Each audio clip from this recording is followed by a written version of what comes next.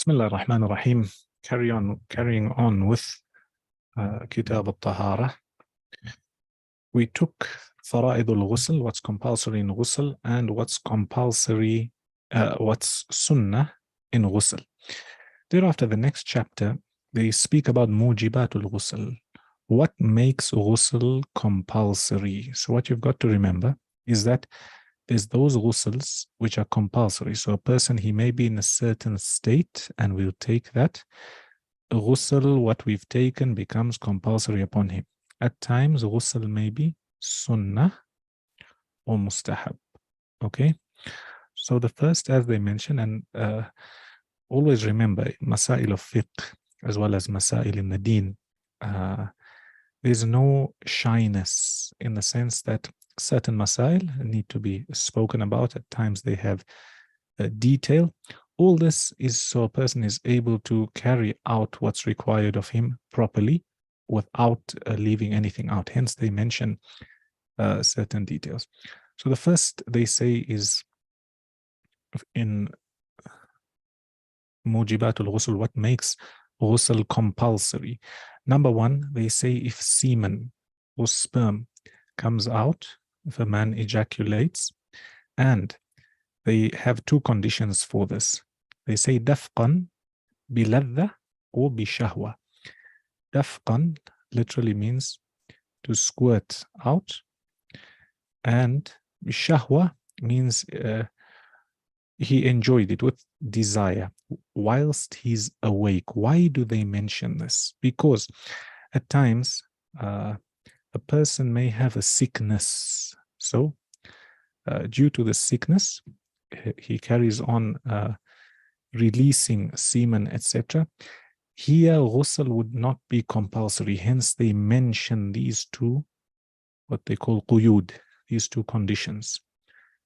Dafqan biladha or bishahwa. And that's when a person is awake. As for when a person is sleeping, they have a wet dream, for example, here they wouldn't be able to remember this. So they'll say as long as a person wakes up and they've got remnants, or there's some sort of thing to show that he's had a wet dream, then ghusl becomes compulsory upon this person. Okay, so that's number one. They say khurujul mani, and they say dafqan bishahwa. Number two, they say if a man and woman, they become intimate, and notice this condition, the private part of the man enters into the woman. Okay, so they say taghyibu hashafah.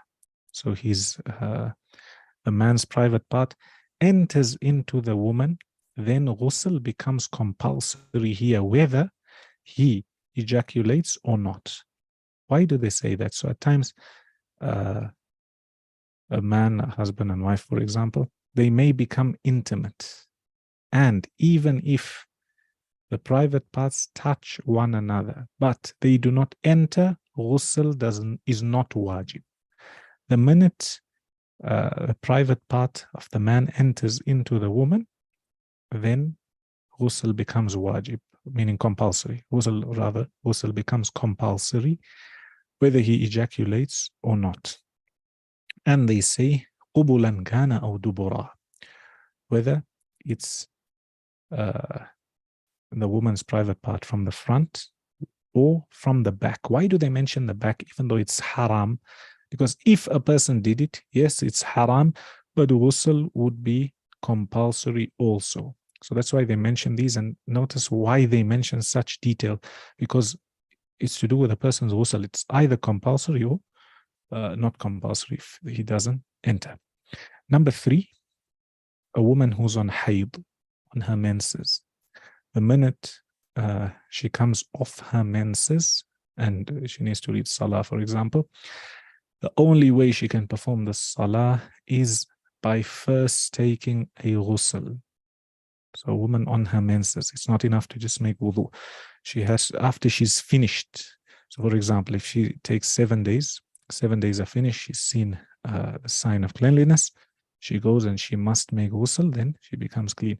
And notice how all this, we're speaking about hadath akbar. If you remember, we're speaking about major impurity. All this major impurity, and the only way that a person cleanses themselves is through ghusl.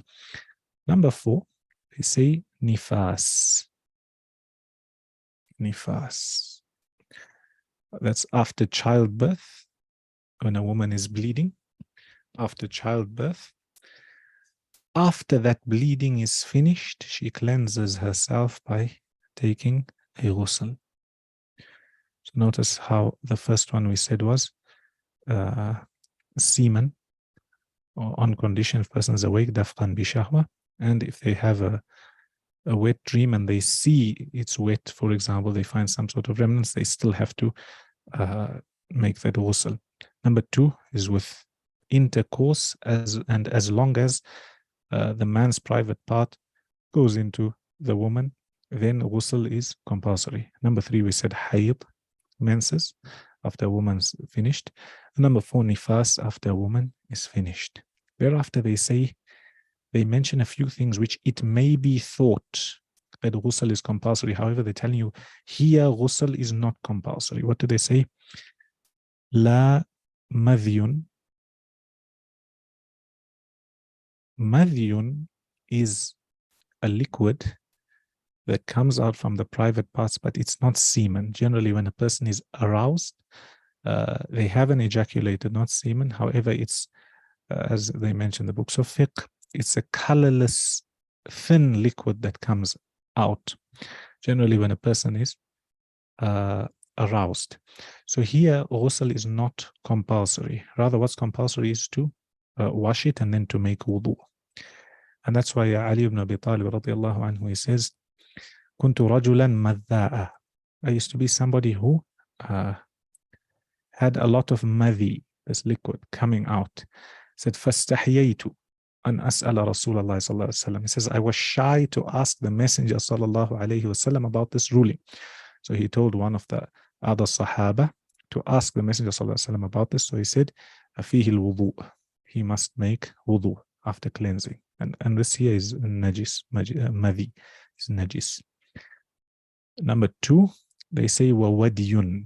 What's wadi?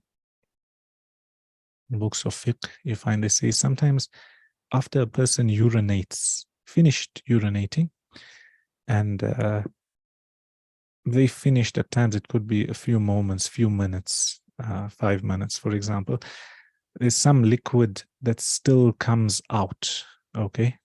And they say this doesn't mean ghusl is compulsory, but he has to wash it and make wudu. La madhyun wa wadiyun. And then they say wahtilamun an balal. Ihtilam bila balal, sorry. Ihtilam bila balal means a person had a wet dream, for example, or a person sees something in their dream. However, when they wake up, they don't find any remnants. So, for example, there's no semen. And similarly for the women also, these rulings apply. So a man wakes up, he's had a wet dream, he doesn't see any semen, can't feel anything, etc. Here he wouldn't have to make ghusl. Okay, so that's why when you took number 1, they told you this dafqan biladha or bishahwa, and they told you in a wet dream, as long as there's some sort of remnant, something to show, then he must make ghusl. And if there isn't, then ghusl is not compulsory. So here, all these 4 that we took, they're telling you when ghusl is compulsory. These 3 they mentioned to you because a person may think it's also compulsory. However, they're telling you it's not compulsory. And then they move on to sunan. So when is it sunnah to take ghusl? Number 1, they say for Jumu'ah. This, according to the Jumhur and majority opinion, is they'll tell you that taking a ghusl for Jumu'ah is sunnah, not fard. Okay? Obviously, better to do so. Jumu'ah. Number 2, similar to Jumu'ah, is Eid. Number 3 is for ihram. So when a person wants to go for Hajj or Umrah, etc. Before that, sunnah, recommended for him to take a ghusl. So ihram. And number 4 is Arafah. Because Arafah is the main day, big day of Hajj. So they say, before going to Arafah, for example, takes a ghusl, sunnah. Ihram before that, sunnah. Eid before Eid, sunnah. Jumu'ah before Jumu'ah, sunnah. That's where they mention that is sunnah. And then they mention, bearing in mind, the Hanafi madhab, they have a slight differentiation between wajib and fard. Wajib, they say, is like compulsory. Fard is compulsory. Wajib is a little bit lower, even though it has its emphasis. So they'll tell you it's wajib in some of the books you'll find two states. The first is for a dead person. Okay, somebody's passed away. Those who are alive, it's wajib for them. Those who are alive, they have to make ghusl for this person. What's the ruling for this ghusl? Wajib. Okay, it's washing a dead person. And number two, they'll tell you if a new Muslim, so somebody who wasn't a Muslim, he accepted Islam whilst he was junub, whilst he or she had one of these major impurities. For example, either he's coming on janabah, woman's coming just after hayd or nifas, etc.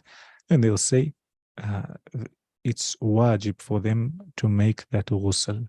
And if they're not in a state of janabah, for example, somebody's coming to become a Muslim, and they clean, there's no major impurity on them, then here they say it's recommended. It's not wajib, not compulsory.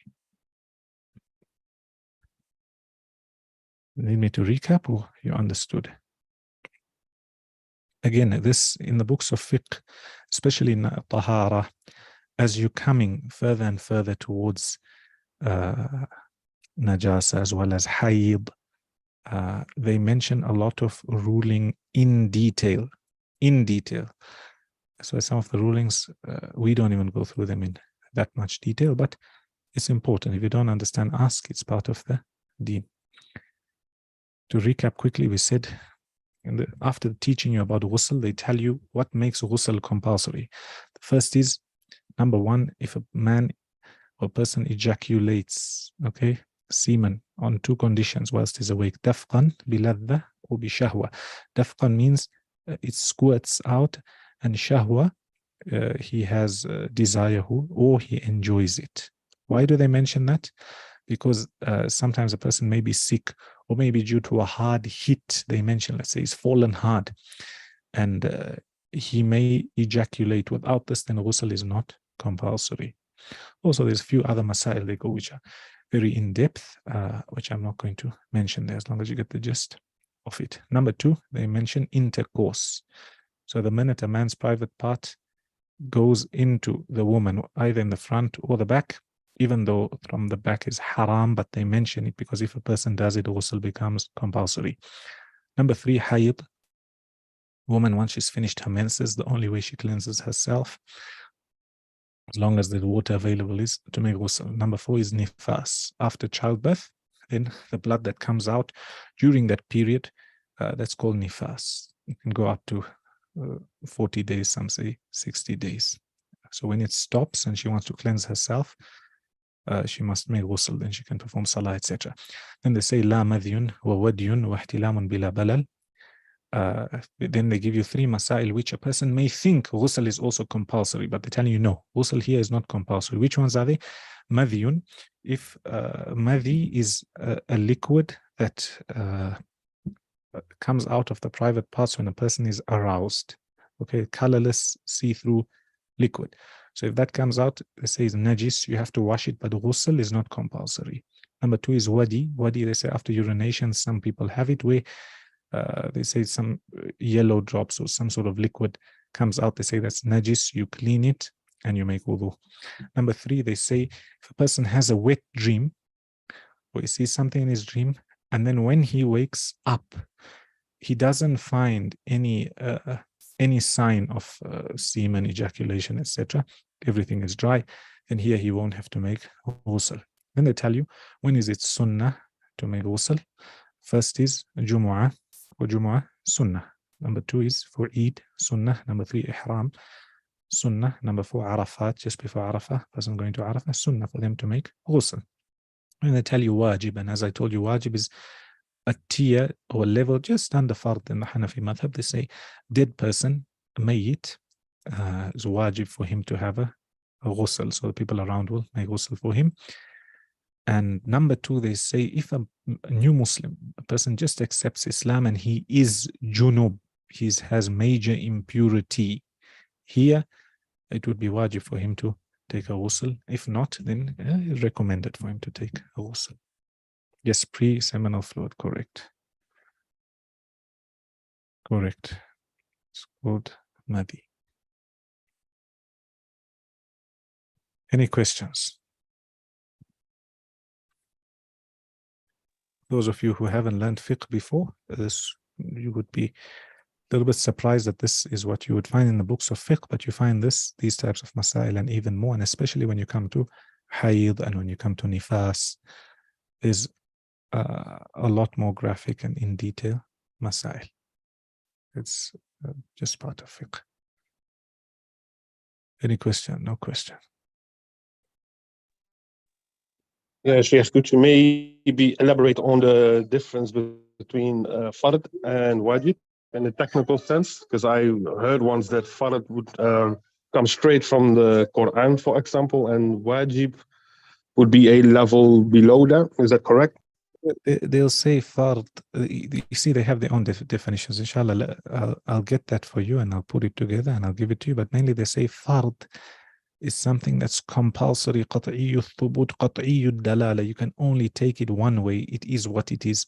And then wajib is something which is very close to fard, but we can't really say it's on that level. So, and they give an example, witr, for example. Salatul Witr, according to the Hanafis, they say not fard. Why not fard? Because we know that there's so many ayat and ahadith and speaking about salah, and there's only ever been 5 salawat. Say the minute we make witr same like the other 5 salawat, we've added a salah, we've gone to 6. But they'll also say that the Messenger ﷺ never left his witr, and he encouraged witr, and he told the people, Inna Allah witrun yuhibbul witr, Allah loves witr, etc., etc., etc. So we say, if we're going to add it, we're going to make 6 furud, so we don't want to do that. So we'll just put it, and if we make it sunnah, people will leave it out, they won't leave it out. So they say, let's go just a step higher, just below, we'll make it wajib, like that. And they have their own definition. The others, they don't differentiate between fard and wajib. The other madhahib, they tell you fard and wajib is the same thing, except in a few masail.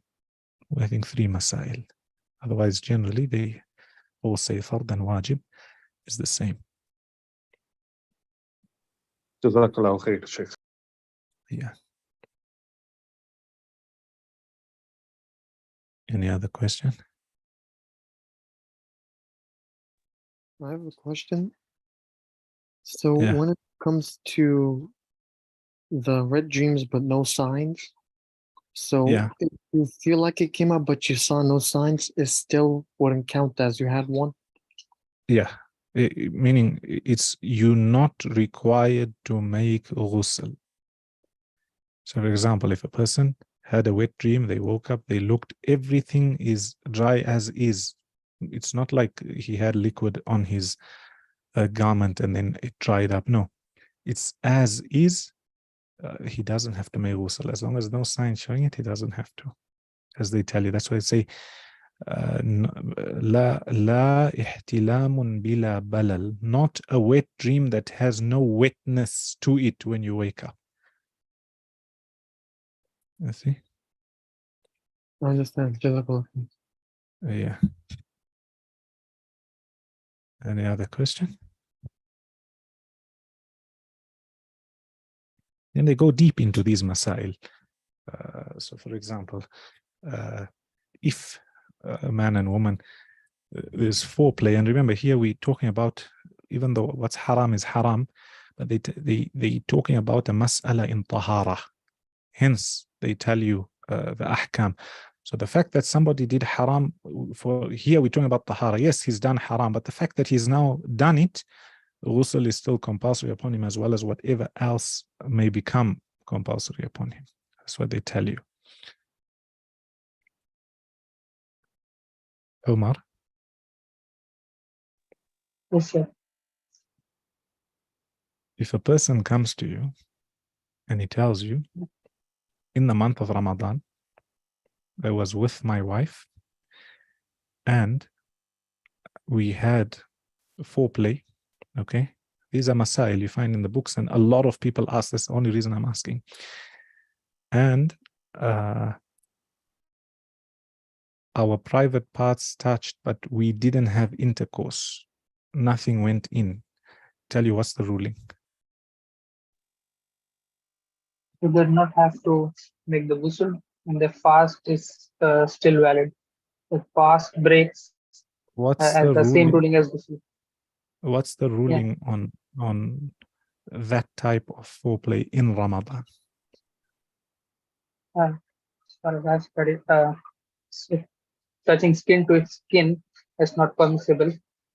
I guess even the touching is not Let me ask permissible. you another question. Saeed. Saeed, Yeah, if a woman is on her menses, okay, no. and now she's come to the end of her menses, let's say it's 7 days, okay? Day 7 is finished. Let's say day 7 finishes at 9 in the night, okay? So there's no Isha Salah to read. She hasn't read Isha Salah.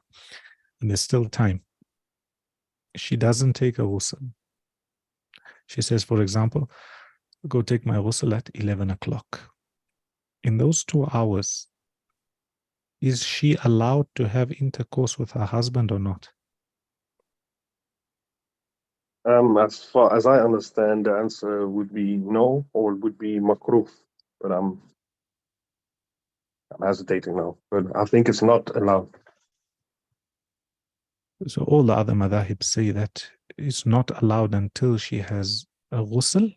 There's an opinion in the Hanafi madhab to say that if it's finished, meaning her 7 days, her time is finished, there's no salah very close to it, it's allowed. But obviously the best would be that she takes her ghusl and carries on. Third question, Ibrahim. So, Sheikh, sorry. Ah. So in the Hanafi madhab, it would be deemed as makruh.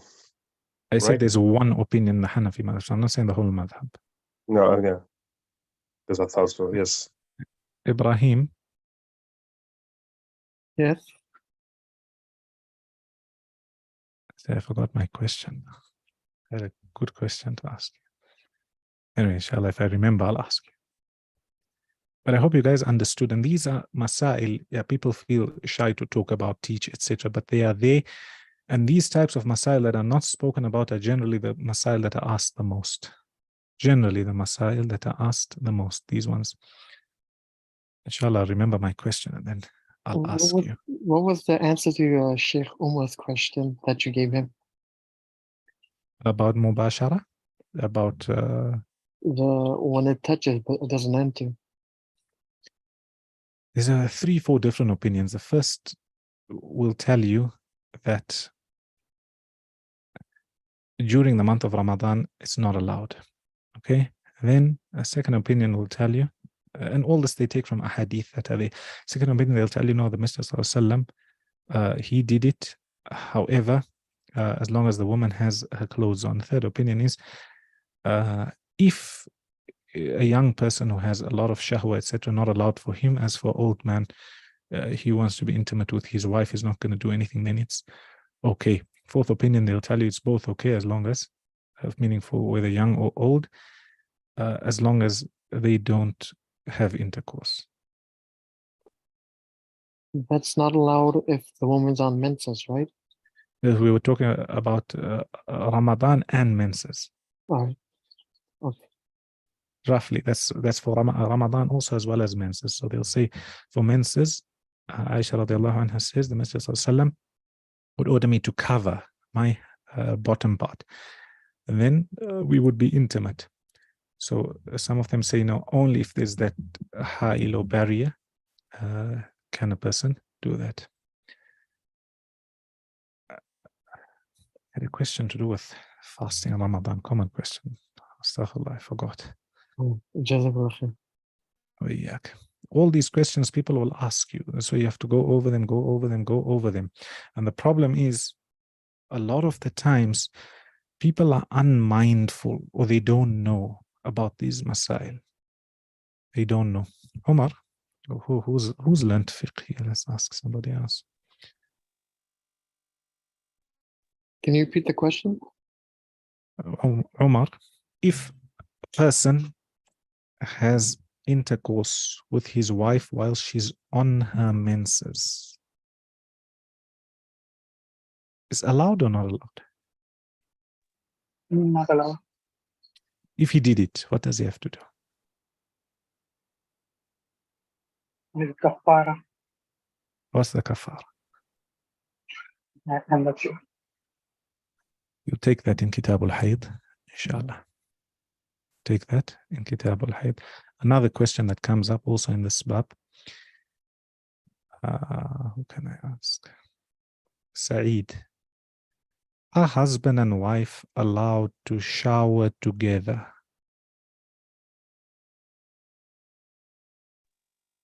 Saeed. Yes. Under what conditions? Because I was busy. You mean during? No, during let's say let's say they both have on janaba, hadath akbar. Now they want to cleanse themselves. Do they have to go one by one, or can they go and shower or bath or make ghusl together? And are they allowed to see each other like that or not?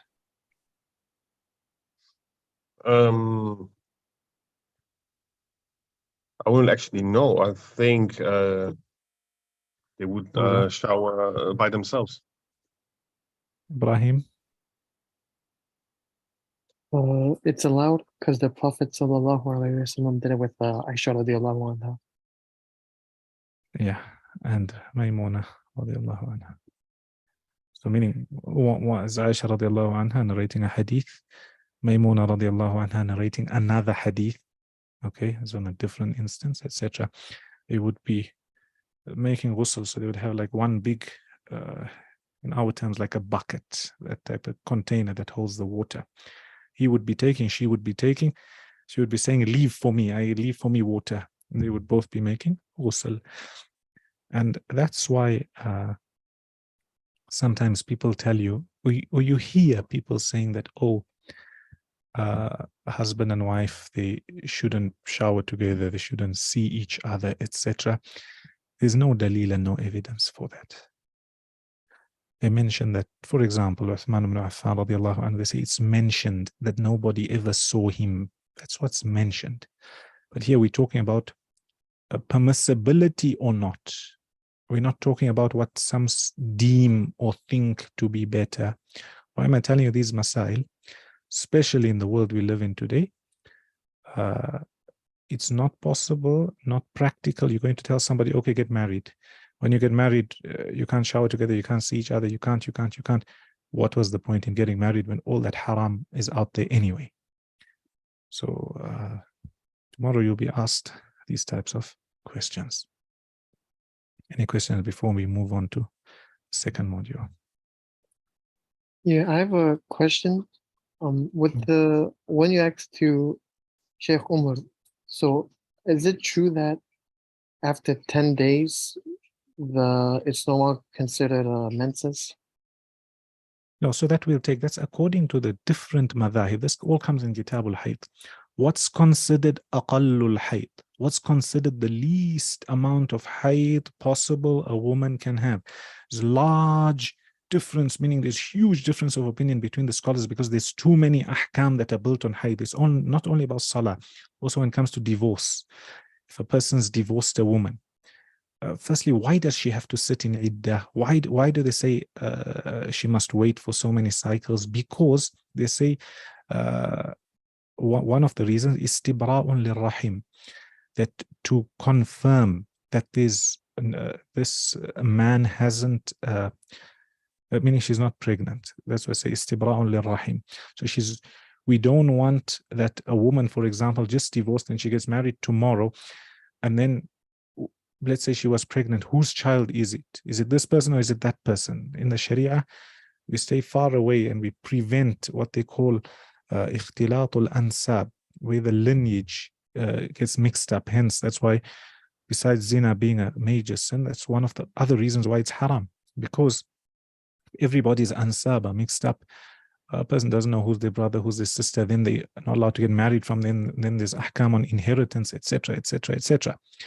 So getting back to your question, the ulama differ as to what's aqallul hayd, what's the least amount of hayd a woman can have, and then what's aktharul hayd, what's the most amount of hayd a woman can have, then what's aqallut tuhur, what's the least amount of time a woman can be clean for, and what's aktharut tuhur, the most of amount of time a woman can be clean for, because all these masail are built on this.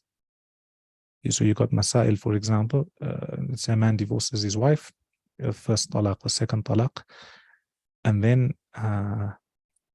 he wants to take her back after, example, he wants to take her back after 30 days. And she says that I've already finished my, he wants to take her back after 31 days.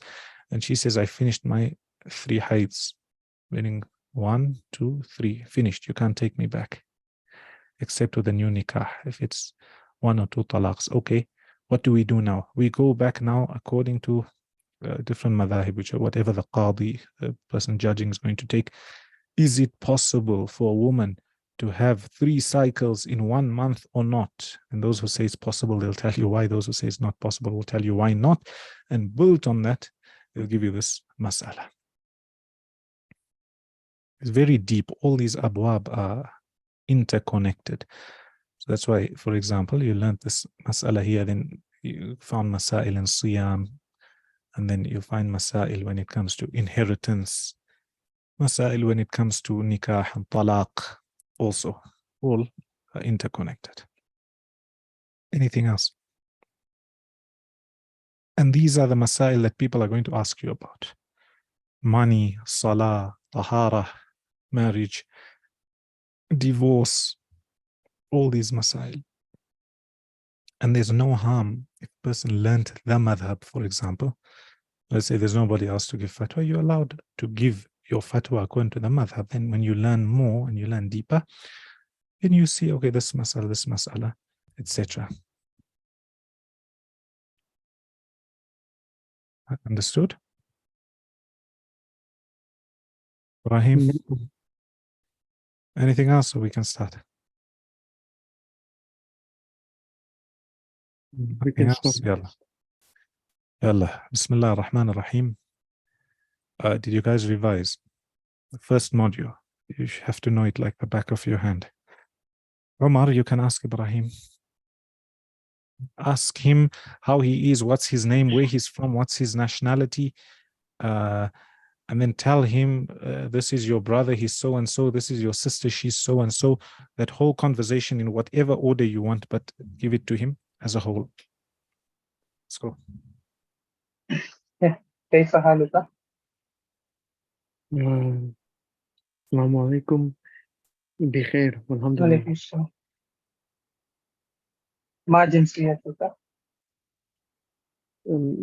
من باكستان. ما جنسيتك أنت؟ So, no. Jinsiya, nationality. If someone asks you, Ibrahim, they say, where are you from? Answer in English. I'm from America. I'm from America. What nationality are you, for example? Let's say, I am American. You understand? The two. Yes. So that's the difference. Carry on. من أين أنت؟ أنا من أمريكا. ومن أين أنت؟ Okay, translate. هذا أخي هو He مدرس. asked you من أين أنت? Yeah, already asked. Give me 1 minute. You guys carry on.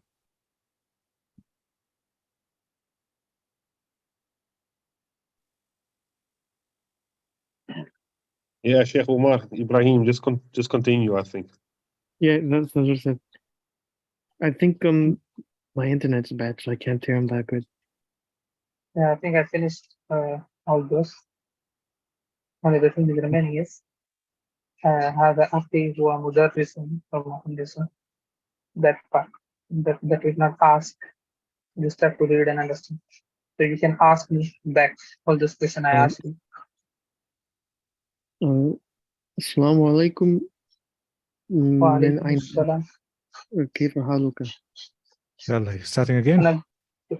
We're He's switching asking me the. now. No, يلا, Saeed and Alam Ghair here or is not here? Who's with Saeed? يا شيخ. يلا, Saeed, Alam Ghair. The last is Aisha and Saeed. السلام عليكم. وعليكم السلام. كيف حالك أنت يا سعيد؟ الحمد لله. وكيف حالك أنت؟ بخير والحمد لله. من أين أنت؟ أنا من هولندا. ومن أين أنت؟ أنا من باكستان. ما جنسيتك أنت؟ أنا هولندي. وما جنسيتك أنت؟ أنا ألماني. الحمد لله. ما شاء الله. من هو؟ Yeah. من هو؟ Say man huwa, who is he? ومن هذا, who is this? هذا أخي هو مدرس. Ask من him who هذا؟ is she? Who is she? Or who is من this هي؟ feminine? ومن هذه? هذه أختي. ومن هذه؟ هي مدرس. مدرسة, طبيبة. مدرسة. طبيبة, well done. أين تعمل؟ سيدة. يلا خلاص. سيدة and عائشة. السلام عليكم. وعليكم السلام. كيف حالك؟ بخير والحمد لله.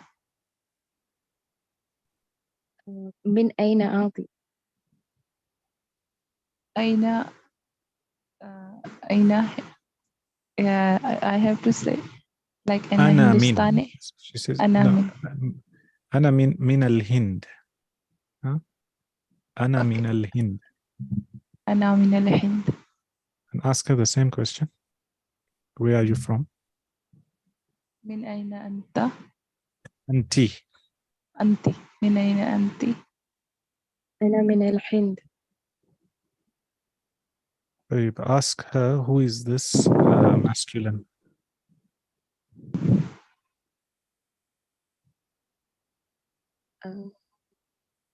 من هذا? من هذه؟ هذه for woman. من هذا man. من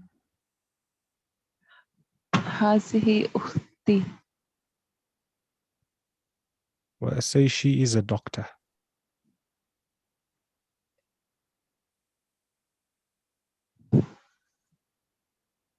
هي طبيبة. Are you with us? Yeah. هي طبيبة. So the last role play, well done. At least you learned the first two. The last role play, you need to go over it. You must write it down. Then you must practice with anybody in your house or outside the lesson. You practice this one here. من هذه أختي هي طبيبة ومن هذه صديقتي هي طالبة ومن هذا صديقي, etc., etc., etc. And then it will become easy on your tongue. So at least now if you know it, for example, 70%, next lesson you must know it 75, then 80, then 90, then after 5 lessons you'll know it all, inshallah. However, if you don't practice, then you won't know. But nonetheless, a good effort from all of you. So I hope you wrote these numbers because inshallah I'll be testing you on the numbers. Second module, الوحدة الثانية, الأسرة. Here they're talking about the family. الأسرة, the family. Zoom in. So you've got father, you've got Ali and Ammar. They're talking. So, Ibrahim and Umar, you can read Ibrahim, you can be Ali, and sorry, Ammar, Umar. Huh? Start. Assalamu alaikum. وعليكم السلام. هذه سورة أسرتي. Translate. Translate. Translate? Yeah. This is أسرتي. Surah is a picture. This is a picture of my family. Usrah, family. Usrati, my family.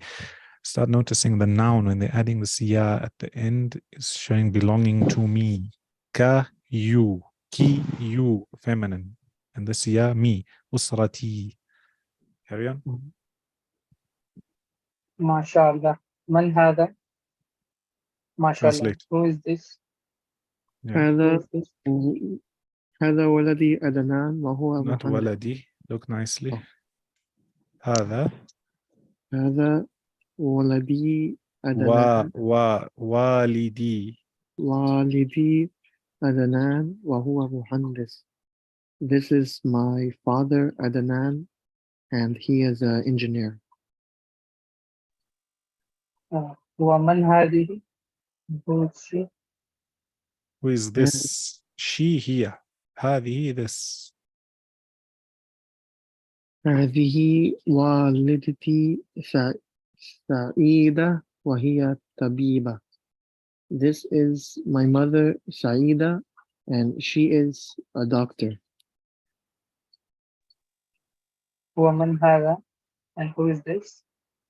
هذا أخي عيس وهو طالب. عيسى. Sorry. عيسى وهو طالب. This is my brother Isa and he is a student. Can't see the page here. Can see. Yeah. ومن هذه? ومن هذه? And who is this? هذه أختي أبلة وهي معلمة وهذا جدة وهذه جدتي. وهذا جدي وهذه جدتي. وهذا جدة وهذه جدي look here. Under the shadda there's a kasrah. جدي وهذه جدتي. This is my sister Abla. Yeah, that's my sister Abla. Okay, carry on. And she is a teacher. And this is my grandpa and this is my grandma. MashaAllah. Sent.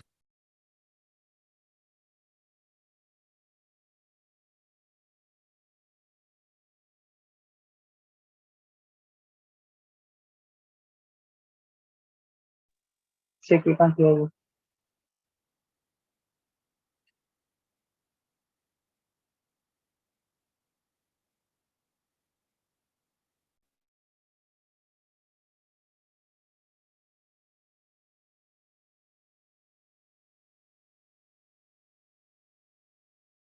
Right, can you hear me?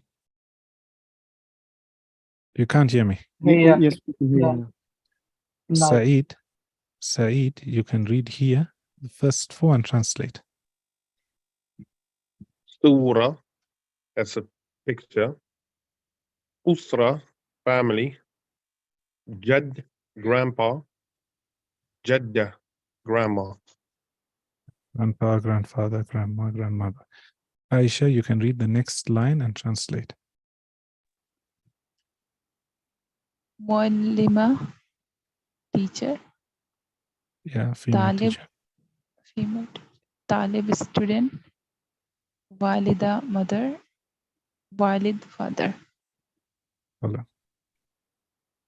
This exercise, you can go through it yourselves. This is mainly the vocab, and they're just trying to teach you with a picture. Then, inshallah, on Monday, we'll take this, the family tree of the Messenger, sallallahu alaihi wasallam. Learn this before you come to the lesson, because I'm first going to ask you, and then we'll take the lesson. This must now become general knowledge, especially for Omar, Ibrahim, Saeed, those who already took this before. Any question? Any question? No question? No, Sheikh, all clear for me. You understand or you don't understand? Yes, I do. I hope you do. Inshallah. Sheikh, I wanted to ask, Yeah. like if I'm practicing during the day for the Arabic, if I need any kind of help or confusion, so how can I ask You them? just ask in the group. Inshallah, somebody will respond to you. In the group, we are about 60, and active participants are about 10, and a lot of them have taken this. So you just ask, take a screenshot of the book or take something and then ask what's the meaning or how do I do this or pronounce this, etc. And mashallah, you've got a lot of people in the group who will respond, inshallah. And if they don't respond, then you bring your question here to the lesson and we'll look at it here, inshallah. Okay. Alam Gheer. يا شيخ. This is the role play. These are the sentences they're teaching you. Then they want you to practice here. So I'm only going to ask you 3, number 1, 2, and 3, after taking the example. So I'll read what's in blue, you read what's in green. Let's take the example. بما تشعر. أو شيخ بما أشعر بألم تشعر. شديد في أذني. هل لديك موعد مع الطبيب؟ نعم، موعدي 10:10. Second last one. بما تشعر. أشعر بألم شديد في رأسي. هل لديك موعد مع الطبيب؟ نعم، موعدي 4:00. Last one. بما تشعر. أشعر بألم شديد في حنجرتي. What's a حنجرتي? حنجرة is throat. Throat, my throat. هل لديك موعد مع الطبيب؟ نعم، موعدي 9:00. And this again. Say أجب عن الأسئلة مستعينا بالصور. So this is just asking, say ماذا يأكل بدر, then you put to zoom in and see what he's eating. بما يشعر بدر بألم شديد in his mouth في فمه. أين بدر, where is he? You find he's at the hospital or reception, etc. So all this is all what you took in the first and second page of the module, and then they just throwing it back at you, throwing it back at you, throwing it back at you until it sticks. Similarly here, they've given you Khalidun and Anf. These you can practice, but for now, as we agreed, that we're going to take what's the bare minimum and what's just essential. All this exercise. Sorry, Sheikh. I want you. In the last one, when it says فذهب إلى المستشفى, so ذهب إلى المستشفى, they added fa, which means so. Yeah, so. Like conjunction. I want you to read here تدريب الثاني. Read what's in blue, and then I'll ask you a question. Read and translate for us. The whole passage. Whole passage, quickly. Okay. بسم الله الرحمن الرحيم. تغيب عمر وأخته فاطمة عن الدراسة هذا الأسبوع. Sheikh, shall I know the meaning. Shall I translate? Translate. Maybe you might find someone might pick up a word or two. Umar and her sister Fatima were absent. His sister, أخته. And his sister was absent from the lecture this week. Umar شعر بصداع شديد. Umar is having severe headache. شعر in the past tense. Umar felt. Umar felt severe headache. Yeah. وألم في أسنانه, and he has teeth ache and he has teeth ache. Pain in his teeth. Yeah. ذهب إلى طبيب الأسنان صباح يوم السبت.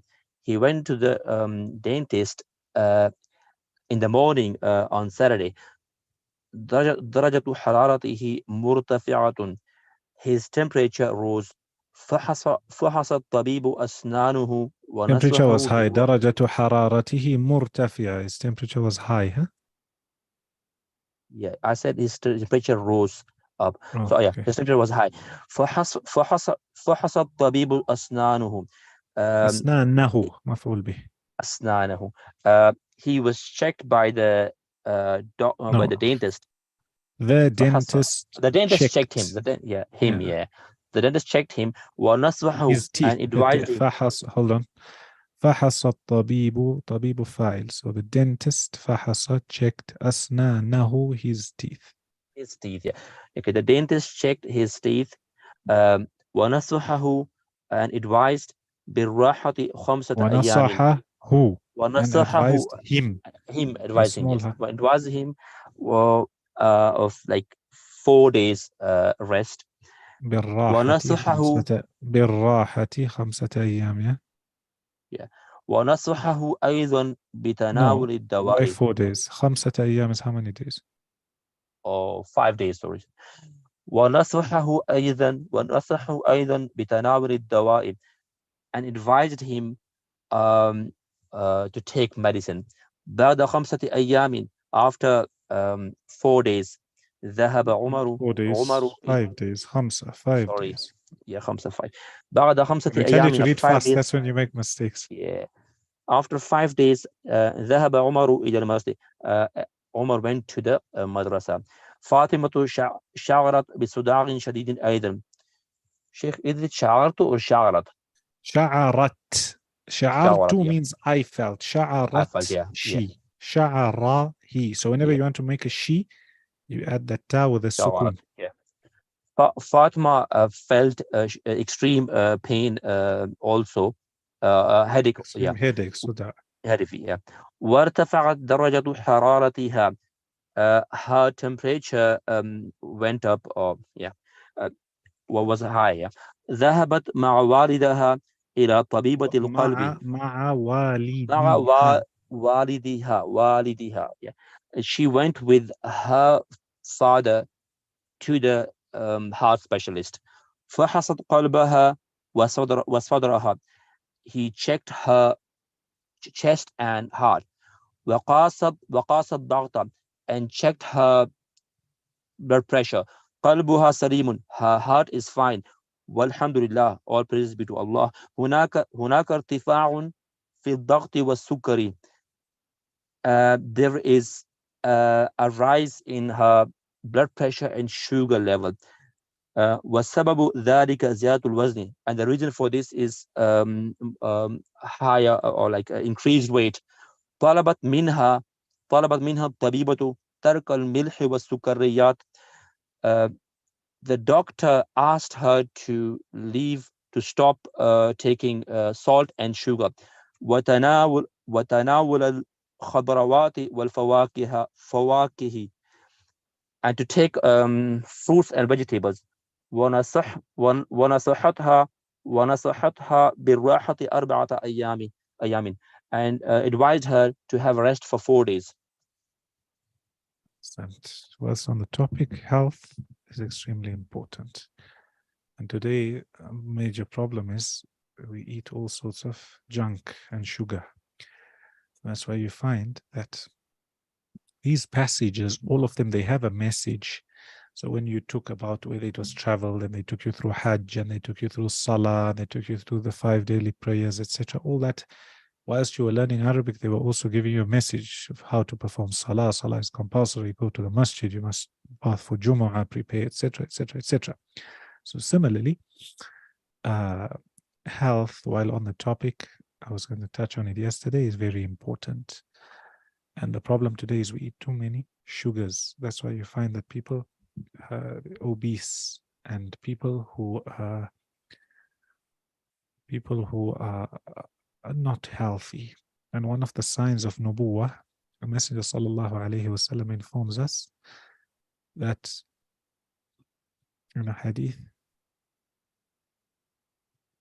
in the hadith of khayrul quruni qarni, okay, it carries on. So after he says khayrul quruni qarni thumma alladhina yalunahum thumma alladhina yalunahum, the best generation is my generation, and then after that generation, and after that generation, either Sahaba and Tabi'un and Tabi'un. Then he says, ثُمَّ يَأْتِي قَوْمًا, and a group of people will come. He says, يَحْلِفُونَ, basically they will be quick, they'll want to swear by Allah, and they wouldn't have even been asked to swear by Allah. They'll want to give shahada, they'll want to bear witness, and they wouldn't have been even asked to do that, there'll be a lot of people who will have a false shahada. And the hadith ends off by saying, وَيَكْثُرُ فِيهِمُ السِّمَنِ, and a lot of obesity obesity amongst them will be widespread. And one of the reasons for obesity is ni'am, a lot of bounties and gifts from Allah. So you find in terms of transport, in terms of abundance in food, abundance in everything. Then also what we're eating in terms of diet, sugar, etc. So a person must be careful, especially whilst you're young.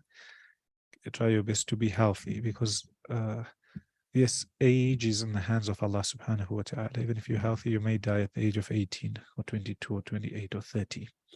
But if you're going to live, or if it's been written for you that you're going to live for so many more years, you might as well live those years whilst being healthy, and at the same time bearing in mind that some of the pillars of Islam require good health: fasting, Salah, Hajj, zakah indirectly for a lot of people. Why? Because if you're not healthy, if you're bedridden, where are you going to go earn from? You can't earn unless somebody is sponsoring or giving you. So that we could say indirectly. And then buyur, etc. So you must try your best to keep good health, even if it's a little bit of exercise, a little bit of movement, and eating healthy. So here is telling him, a doctor is telling him, or doctor is telling her to leave salt and sugar. Salt, obviously, is different types of salts, especially with research today, bearing in mind these books were written a long time ago. And fruit, depending on the fruits and depending on the person's sugar. Different sugar in the fruits. Remind me, I'll tell you something about health after the lesson, inshallah. Should we going to start reading just now? Sheikh Alam Gheer. Yes, Sheikh. I'll ask you quickly. شعر عمر وفاطمة بصداع. Just have to say نعم. نعم أو لا. ذهب نعم. عمر إلى الطبيب يوم الأحد. لا. أوكي. يوم السبت. نصح الطبيب عمر بالراحة 4 أيام. لا. نصحت الطبيبة فاطمة بالراحة 4 أيام. نعم. طلبت الطبيبة من فاطمة ترك الدراسة. لا. بعد 5 أيام ذهبت فاطمة إلى المدرسة. لا. سبب ارتفاع السكري زيادة الوزن. لا. سبب ارتفاع السكري زيادة الوزن. Just زيادة الوزن. Yeah, so you're saying that the reason for this high sugar is because of an increase in weight. So here's the deal. So ذلك زيادة الوزن. See? Yeah, نعم. ذهب عمر إلى طبيب القلب. لا. Sent. And here again another passage, and you've got writing. This should finish now. And that's the exercise, and then we stop here. So inshallah, Monday we'll take them probably start. Any questions? No questions. Can we finish this today? You have to finish that page. Yeah. Maybe we can do it in 2 minutes, 3 minutes. Monday, inshallah. Inshallah. Open my book. Sure. I have a question. Okay, wait. You ask straight after we finish reading. Okay. We'll finish this and then we carry on. Related to the paragraph Alamgir was reading. Your question is in Arabic or your question is in general health? Arabic. Oh, what's the question? 2 words. There's a word hunaka. What does that mean? And the second question is هنا they. هي هناك they. Okay. And the second question is, you said maf'ul bi. Yeah, that's in grammar. We'll get there, inshallah. I have Right, a question related to Arabic too. Pardon? I have a question related to Arabic also. What we took or something else? What we took. Yeah, tell me. The word usra, it means family, right? Doesn't it also Yeah. mean ease? Because in I forgot the student name, but is the one I think after before Surah Al-Duha. No, that's inna ma'al usri yusra, not usra, yusra. This usra alif sin ra and round ta. Yusra is ya sin ra and long alif. Two different words completely. Jazakallah khair. Oh, yeah. Right. Where did we stop? Section 2, correct?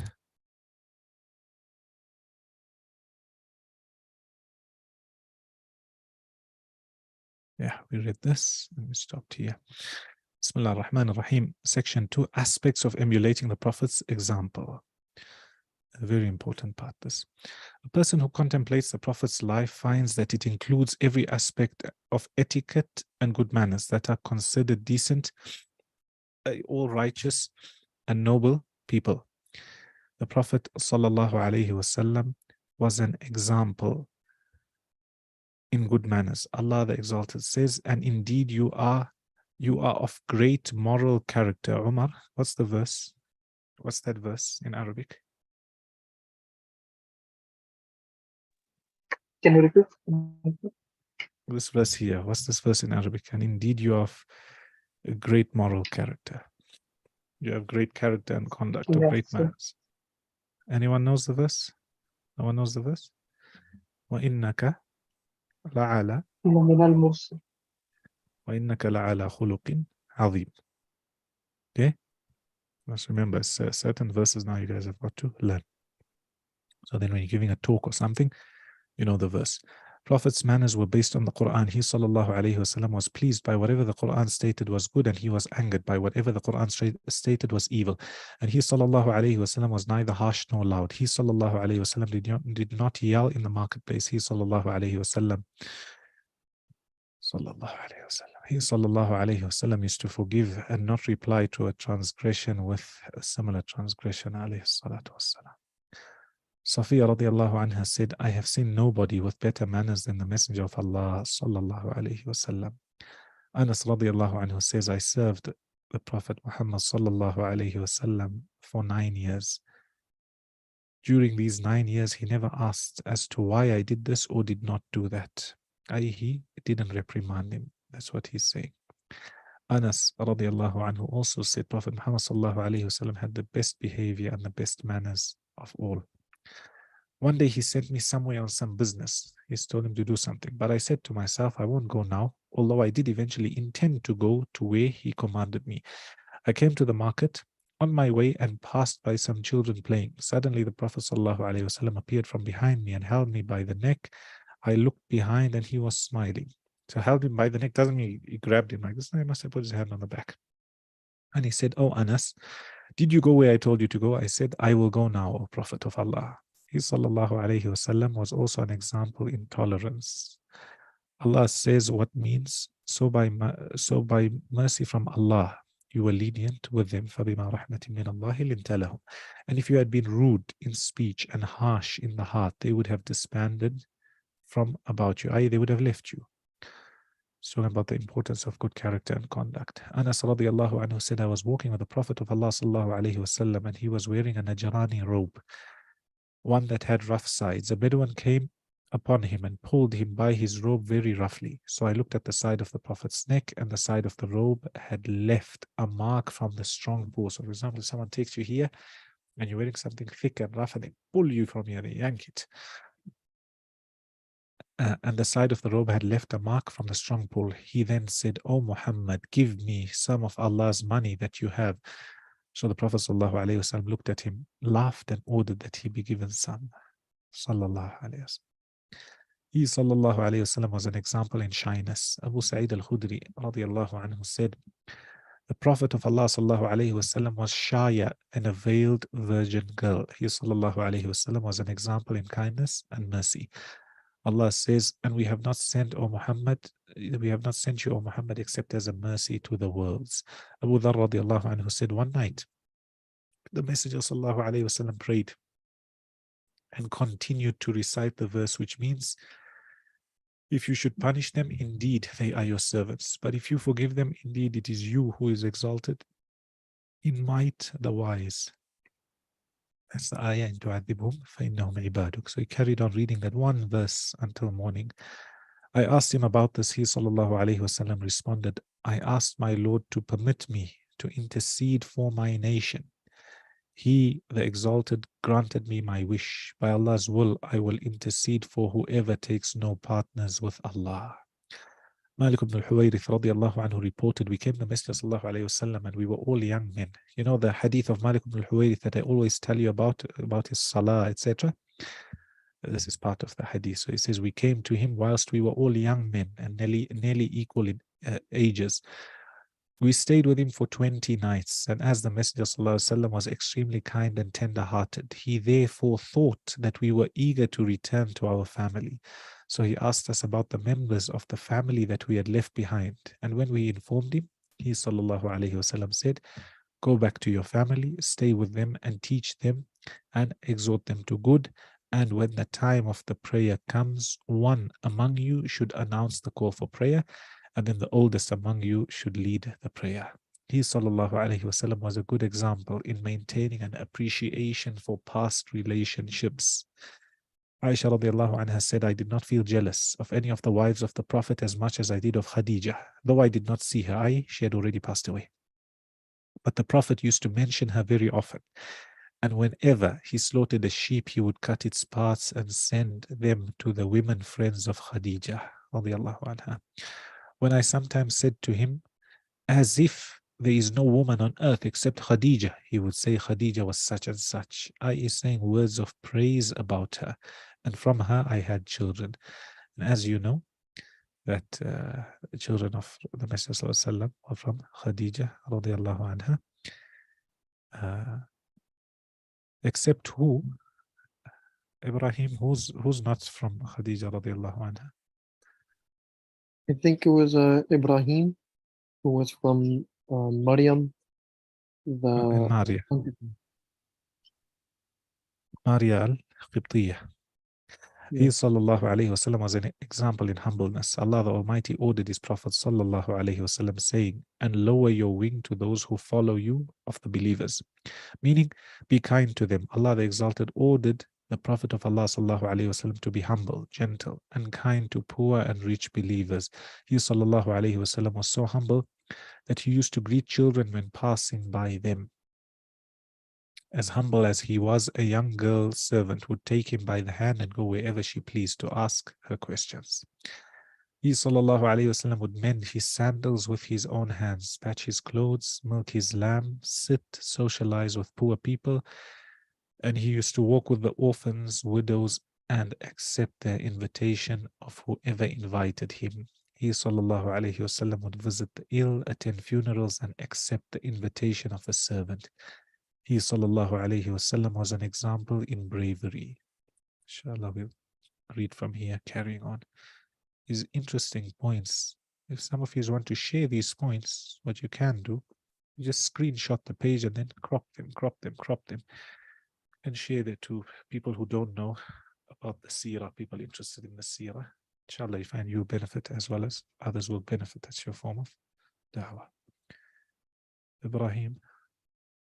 When it comes to that sunnah of sitting and socializing with poor people, so I'm from New York, and then most of the poor people here, when you see them homeless, they come off as crazy or something wrong with their head. So how do you approach them? So here you wouldn't approach them because you would say that there's something wrong with them, or sometimes they're dealing in drugs, or they're on the wrong side of the law, etc. So here you've got an excuse. But if you had to, for example, similarly here we have a lot of people on the roads and that who beg. Problem when you give them money, they go to sniff glue, or they sniffing glue and they go high, or drugs, or smoking and that. The best thing you can give them, we do for them. A lot of people. The children, you give them some sort of sweets because they're begging syndicates. You have a loaf of bread or avocado from your tree. By the way, here it's not like elsewhere. Avocados grow in everybody's yard. So things like that. And if a person is mentally disturbed, and then sometimes there's no way you can help them. So you've got to gauge every situation differently. Sometimes by trying to stop and help somebody, they may blame you or you become a victim for no reason. So every situation has its protocol and way of handling it. Right. Jazakallah khair. Yeah. Anything else?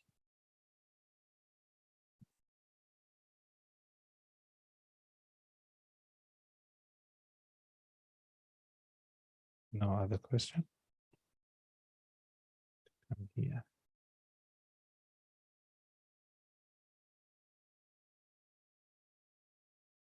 And where did we stop here? We were still reading about Lincoln.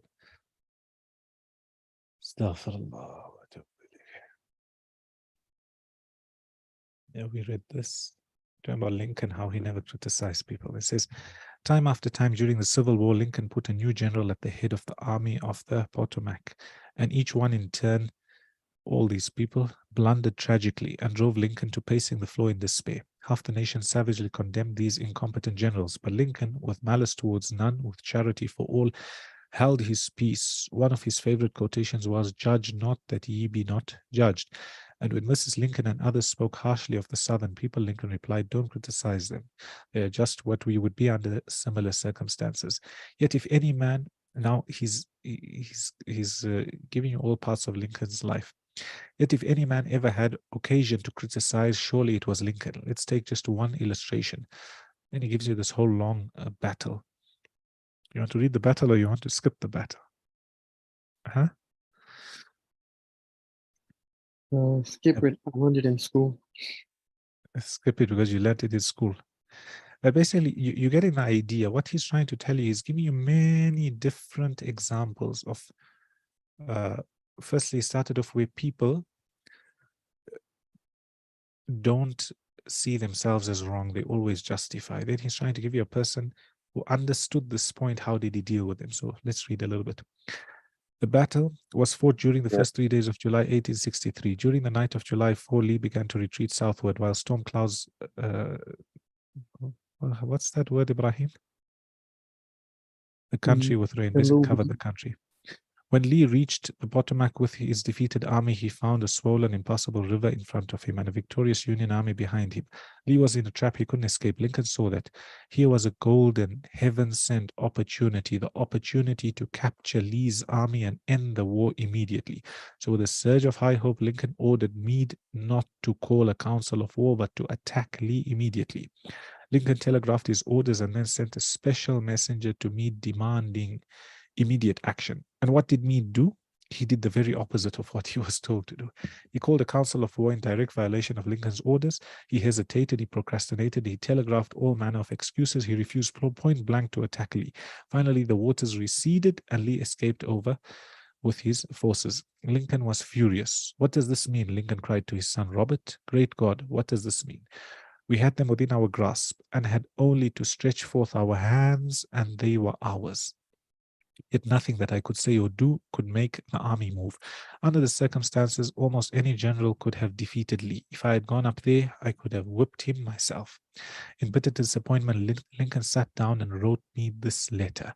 And remember, at this period of his life, Lincoln was extremely conservative and restrained in his phraseology. So this letter coming from Lincoln in 1863 was tantamount to the severest rebuke. It says, "My dear General, I do not believe you appreciate the magnitude of the misfortune involved in Lee's escape. He was within your easy grasp, and to have closed upon him would, in connection with our other late success, have ended the war. As it is, the war will be prolonged indefinitely. If you could not safely attack Lee last Monday, how can you possibly do so south of the river? When you can take with you very few, no more than 2/3 of the force you then had in hand. It would be unreasonable to expect, and I do not expect that you can now effect much. Your golden opportunity is gone, and I am distressed immeasurably because of it." What do you suppose? Now, he's telling you that this is Lincoln, as cross as he was, and he had already learned that you shouldn't criticize, he was so upset he wrote him this letter. So then he says, what do you suppose Meade did when he read the letter? And he says, Meade never saw the letter. Lincoln never mailed it. It was found among his papers after his death. My guess is, and this is only my guess, that after writing the letter, Lincoln looked out of the window and said to himself, just a minute, maybe I ought not to be so hasty. It's easy enough for me to sit here in the quiet of the White House and order Meade to attack. But if I had been on the Gettysburg, and if I had seen as much blood as Meade had seen during the last week, and if my ears had been pierced with screams and shrieks of the wounded and dying, maybe I wouldn't be so anxious to attack either. If I had Meade's timid temperament, perhaps I would have done just what he had done. Anyhow, it is water under the bridge now. If I send this letter, it will relieve my feelings, but will make Meade try to justify himself. That's an important point. Sometimes we just want to let our feelings out, and we only make the situation worse. It will make him condemn me. It will arouse hard feelings, impair all his further usefulness as a commander, and perhaps force him to resign from the army. So as I have already said, Lincoln put the letter aside, for he had learned by bitter experience that sharp criticisms and rebukes almost invariably end in futility. Theodore Roosevelt said that when he as president was confronted with a perplexing problem, he used to lean back and look up at a large painting of Lincoln which hung above his desk in the White House and ask himself, what would Lincoln do if he were in my shoes? How would he solve this problem? Next time we are tempted to admonish somebody, so this is the author's point, let's pull a $5 bill out of the pocket and say, look at Lincoln and think, what would he have done? And as Muslims, we say, when you're faced with something, look at what the Messenger taught you and what he would have done. I want to stop there. And I think that chapter soon comes to an end. Yeah, our father forgets is the last part there.